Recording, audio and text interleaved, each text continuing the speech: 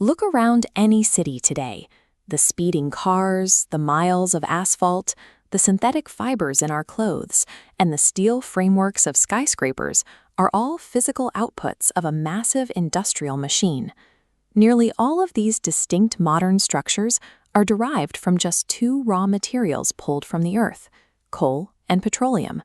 These are natural resources, but they belong to a strict category of exhaustible materials. Unlike sunlight or wind, which replenish daily, these are finite reserves. We casually use the term fossil fuels, but the phrase is literal. We are currently sustaining global civilization by burning the remains of prehistoric life. To understand why we are rapidly depleting the materials that built the modern world, we have to look back 300 million years to see how the planet forged them. 300 million years ago, the Earth was covered in dense wetland forests packed with giant ferns and towering ancient vegetation. As this vegetation died, it fell into the swamps and was buried by layers of soil. This burial cut the plant matter off from oxygen, preventing the normal process of decay. Over millions of years, the weight of the Earth created crushing subterranean pressure. Combined with extreme temperatures, this pressure cooked the plant matter into a hard, black rock, with the original leaf structures often still locked inside the stone. This multi-million-year transformation of dead vegetation into carbon-rich rock is the process of carbonization.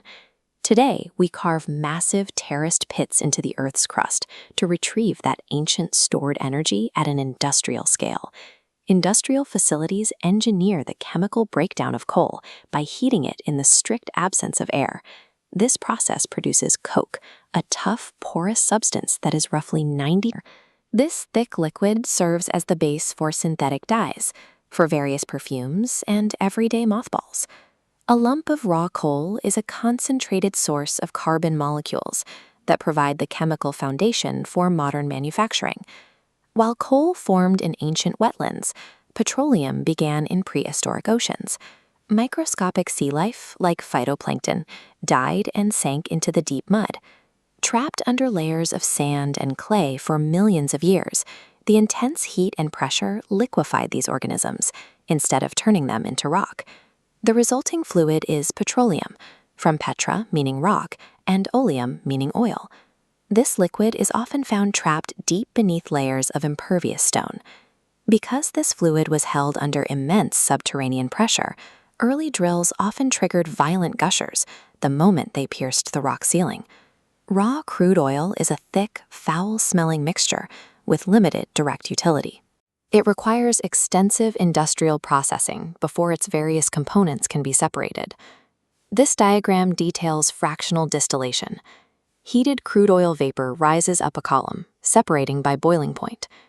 Heavy lubricants fall to the bottom, while lighter fuels like diesel and petrol rise to higher, cooler levels for collection.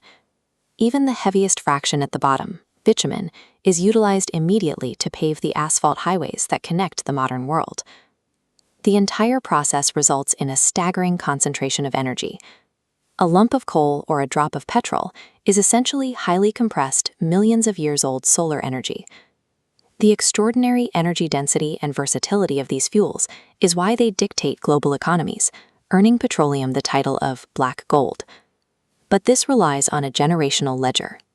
When one generation consumes an exhaustible resource at an accelerating rate, the next generation inherits a smaller portion of a finite reserve. This chart highlights the scale of that problem. It took 300 million years to forge these fuels, yet we are consuming them within a single human lifetime.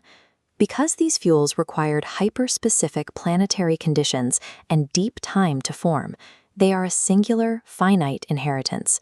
The 300 million year formation cycle proves that while the dead past built our modern world, it cannot sustain it indefinitely.